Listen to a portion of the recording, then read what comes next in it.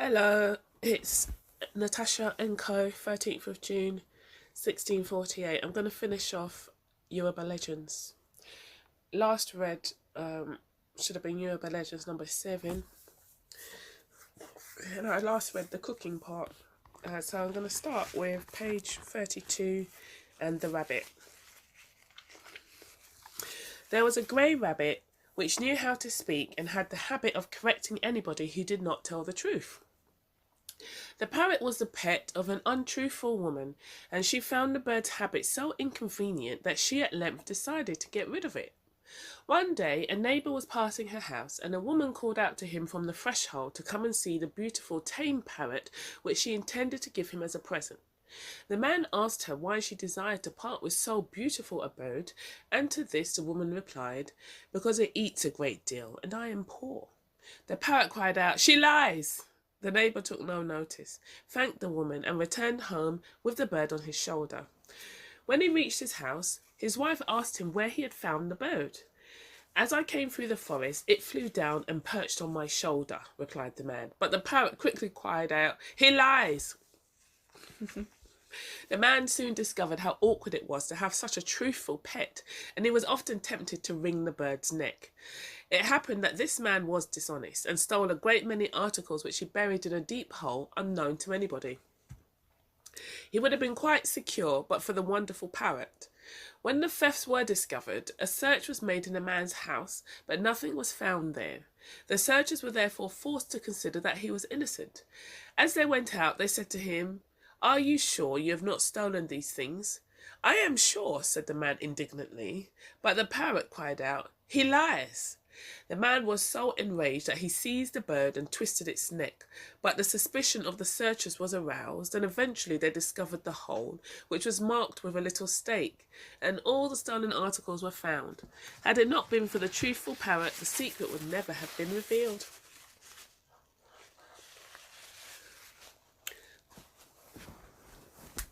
The Ghost Catcher. King Abipa took a fancy to remove his whole court to a new capital, and for this purpose he decided to build a town on a certain hill which pleased him. His nobles, however, did not at all desire the change, and some of them met together to make a plan which would turn the king away from his project.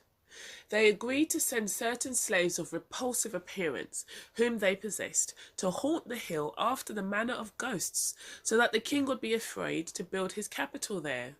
One noble sent a hunchback, another an albino, another a leper, and a fourth a dwarf. When the king's messengers arrived to survey the hill, they saw these strange apparitions leaping about with torches in their hands and shouting with one voice, "Koshiae, Koshiae," or "No room, no room." They returned in terror to the king and told him that the hill was haunted by ghosts. However, one of the royal advisers suspected a plot and advised the king to send hunters to the hill to capture the ghosts. The king took his advice, and the hunters returned with the supposed ghosts, who were, of course, in abject terror at being discovered. Instead of killing them, however, the king kept them hidden and invited all his nobles to a banquet. When they had feasted merrily, he sent round to each noble a calabash of beer by the hands of a slave. What was the dismay of the 4 rebellious nobles to receive the calabash, one from his hunchback, another from his albino, and the others from the hands of the leper and the dwarf! Obviously the plot had been discovered, and all 4 nobles expected to be put to death for opposing the king. But the wise Abipa said no word about the matter, and the banquet ended in silence.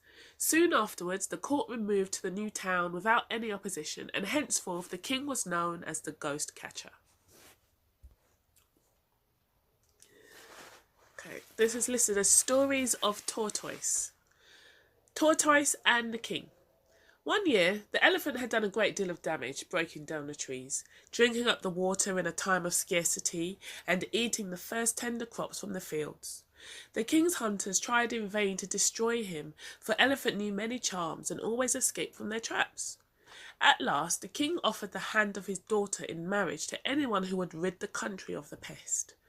Tortoise went to the palace and offered to catch Elephant, and then made his preparations. Outside the town, a large pit was dug, and on the top of it was laid a thin platform covered with velvet cloths and leopard skins, like a throne. Then Tortoise set off into the forest, accompanied by slaves and drummers. Elephant was very much surprised to see his little friend Tortoise riding in such state, and suspected a trap. But Tortoise said that the old king was dead, and the people all wished Elephant to rule over them because he was the greatest of all animals. When he heard this, Elephant was flattered and agreed to accompany Tortoise to the town. But when he went up onto the platform to be crowned king, the wood gave way beneath him and he crashed down into the pit and was speedily slain by the king's hunters. All the people rejoiced and praised the cunning of Tortoise, who went to the palace to receive his bride. But the king refused to give his daughter to such an insignificant creature, and Tortoise determined to have a revenge. When the new crops were just ripening, he called together all the field mice and elves and asked them to eat up and carry away the corn. They were only too pleased with the idea, and the farmers in distress found the fields quite bare. Now there was protest of a famine in the land, and the king offered the same reward as before to anyone who would rid the country of the pests. Tortoise once again appeared in the palace and offered his help. The king was eager enough to accept it, but Tortoise cautiously refused to do anything until the princess became his bride. The king was thus forced to consent to the marriage, and when it had taken place, Tortoise, true to his word, called together all the mice and elves and showed them a platform loaded with dainty morsels of food. He then addressed them as follows: "The people are so distressed at the damage you have done that they have prepared this feast for you, and they promise to do the same twice every year before the harvesting of the first and second crops, if you will agree not to touch the corn in the fields." The little creatures all consented and marched in a great crowd to the platform, which they soon cleared. The king and his people were not very pleased to hear of this arrangement, but they were so afraid of Tortoise that they could not complain, and after that the mice and elves never troubled the country again. Tortoise and Mr. Fly. Once Tortoise and his family fell on hard times and had nothing to eat, but they noticed that their neighbour Mr. Fly seemed to be very prosperous and feasted every night. Tortoise was curious to know how he obtained so much money, and after watching him for some days, he discovered that Mr. Fly flew away every morning early with a large empty sack on his back, and returned in the evening with the sack full, and after that his wife would prepare a feast. One morning, Tortoise hid in the sack and waited to see what would happen. Soon Mr. Fly came out of his house, lifted up the sack and flew away. He descended at last in the marketplace of a large town, where drummers were beating the tones of the dance and maidens were dancing before a crowd of people. Mr. Fly laid his sack on the ground, and Tortoise saw him standing beside one of the drummers. When the people threw money, Mr. Fly picked the coins up and hid them in his sack, and by evening he had collected a great quantity. Then he took up the sack again and flew home. Tortoise quickly got out and took most of the money with him, so that poor Mr. Fly was surprised to find the sack almost empty. This happened several times until one day, as he put money in the sack, Mr. Fly caught sight of Tortoise hiding inside it. He was very angry at the trick, and going to the drummer asked him if he had missed any money. "Yes," said the drummer, "for some days I have been losing coins." "Look inside this sack," replied Mr. Fly, "and you will see the thief sitting among the money he has stolen." The drummer peeped inside the sack and saw Tortoise. "How shall the thief be punished?" he cried angrily. "Just tie up the sack," said Mr. Fly, "and then beat upon it as if it were a drum." So the drummer tied up the sack and beat upon it until Tortoise was black and blue, and this is why his back is covered with bruises. Then Mr. Fly picked up the sack and flew high up in the air and dropped it. By chance, the sack fell down just outside Tortoise's house, and neighbours came to tell Naimrimbo, his wife, that someone had left a present outside the door. But when she opened the sack, in the presence of a crowd of people, she found only Tortoise inside, more dead than alive. Then Mr. Fly made a song and narrated the whole story, and the drummers also played it, and Tortoise and Naimrimbo were so ashamed that they left the place and went to live in another country.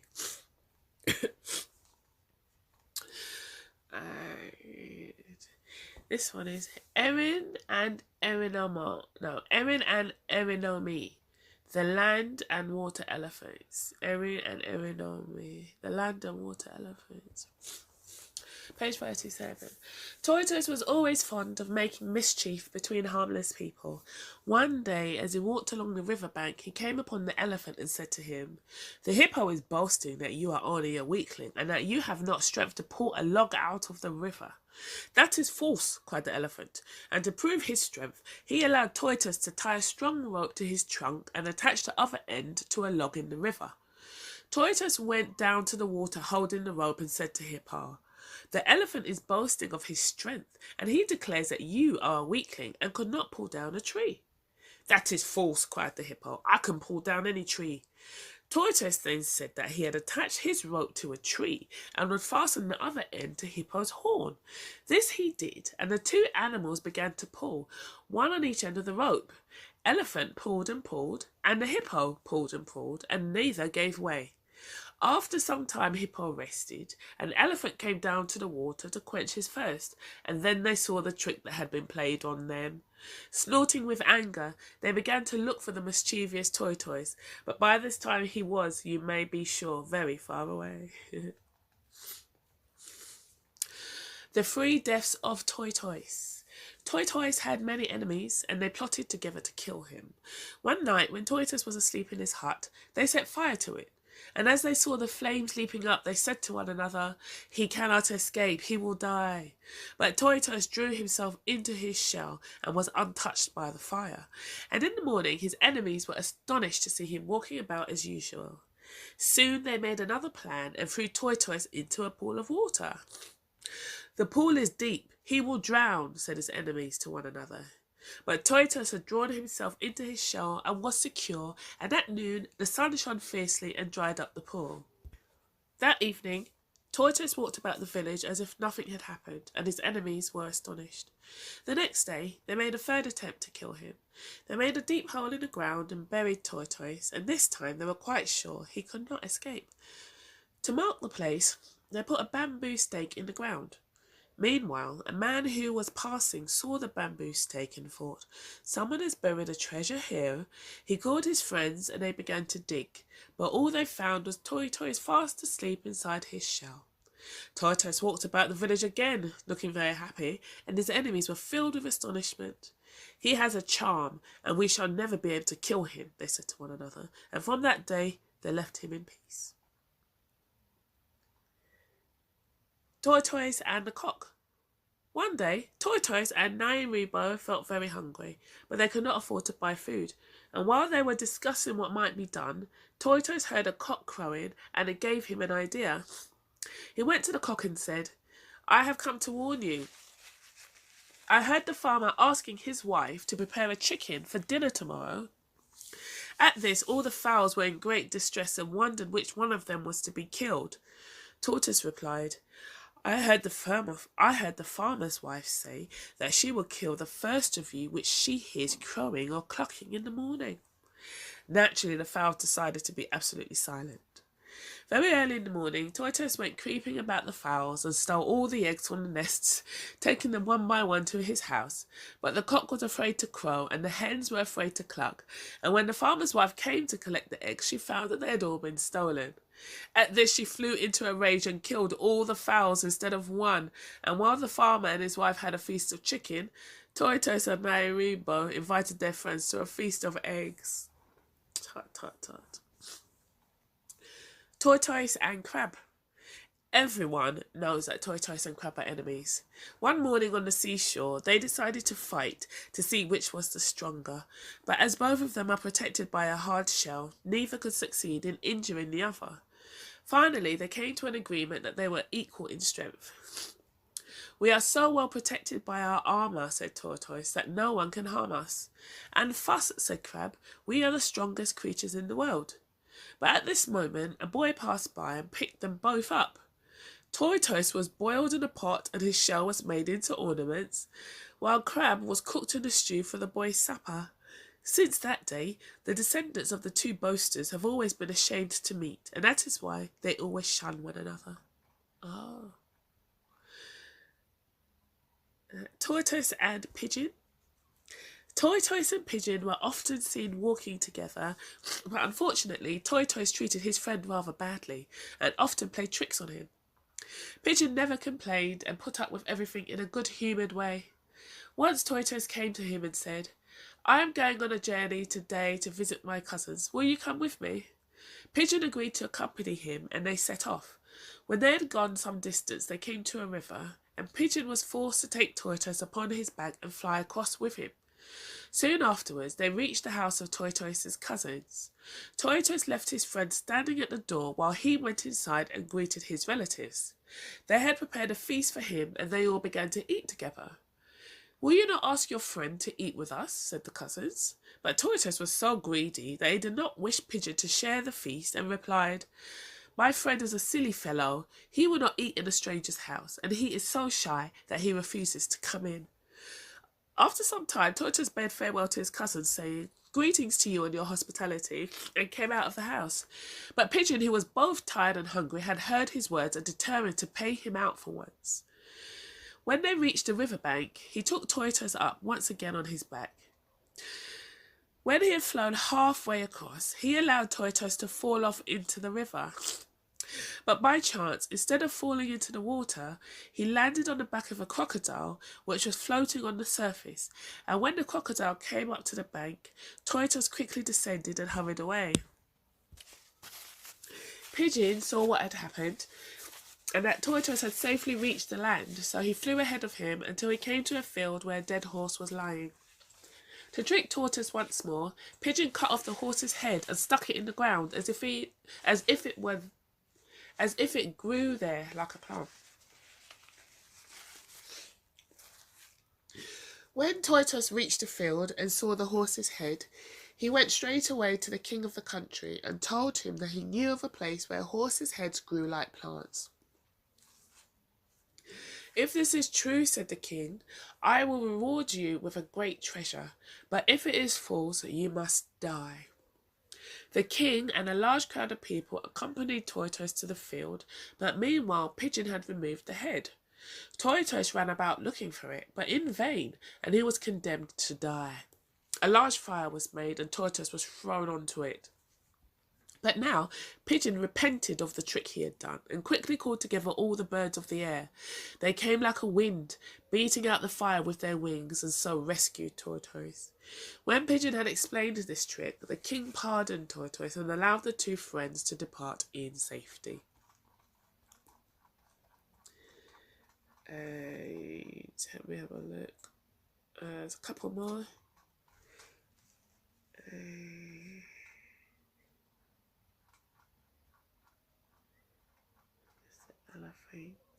Right.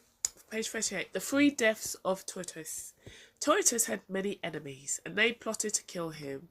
Oh, I just read that. Tortoise and the cock, yeah, read there. Tortoise and the crab, read there. Tortoise and the pigeon, read that. Goody tortoise. Okay, Tortoise and the whip tree, page 43.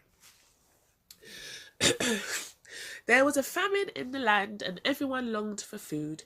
Each day Tortoise went into the forest to see if he could find anything to eat, but in the evenings he came home discouraged with only a few herbs and dried up nut kernels for his family.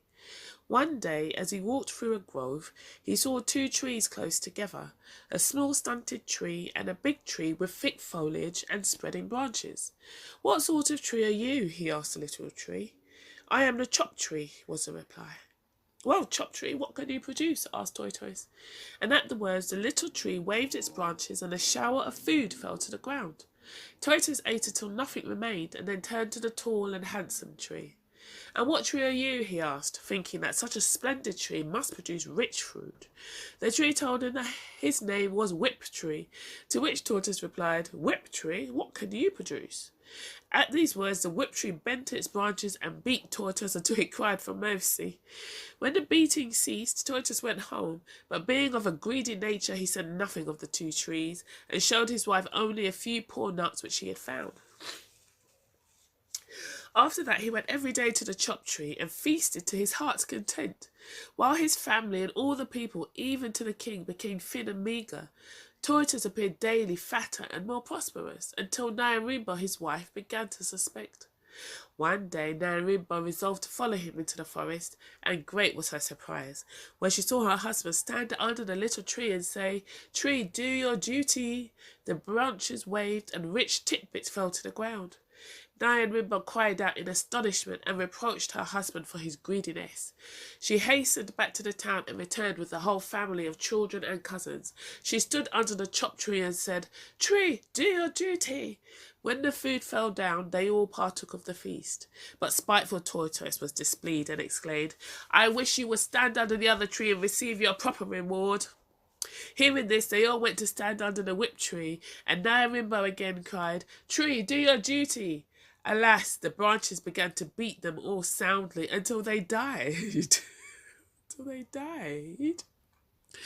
Tortoise was alarmed at this and hastily returned to his house.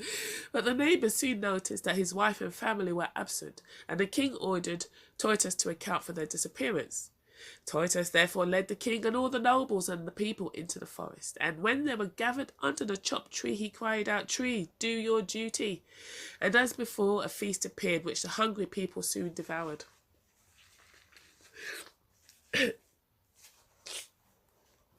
Tortoise then asked them to stand underneath the other tree, and this they were eager to do.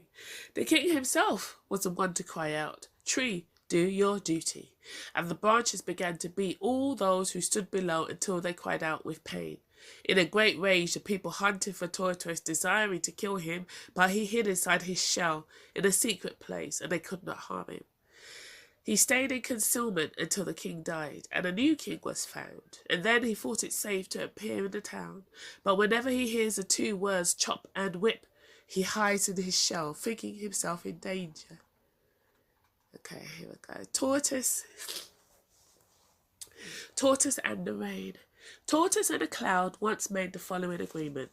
Whenever Tortoise very much desired fine weather, he was to stand outside his house and call, "Pass, pass," and then the cloud would roll away and allow the sun to shine.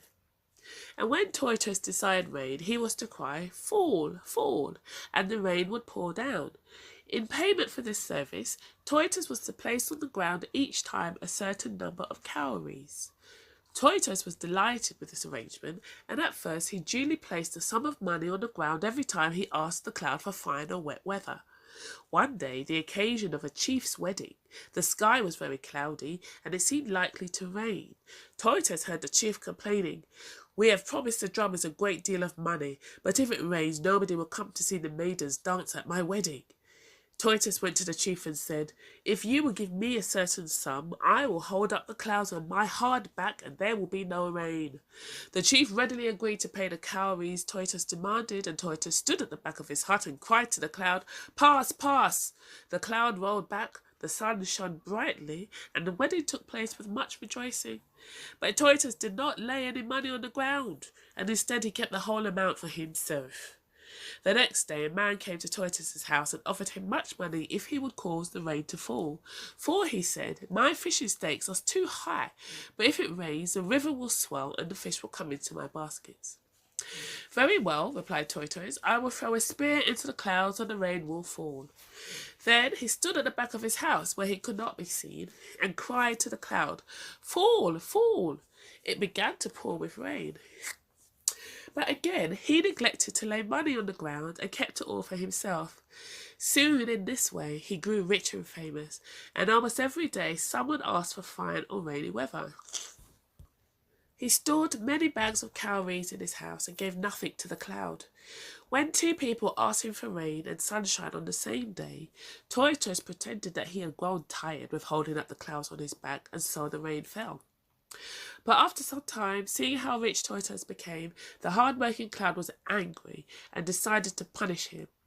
One day, Tortoise wished to set out on a journey with his family, so he stood outside his house and cried, "Pass, pass, let the sun shine on my journey."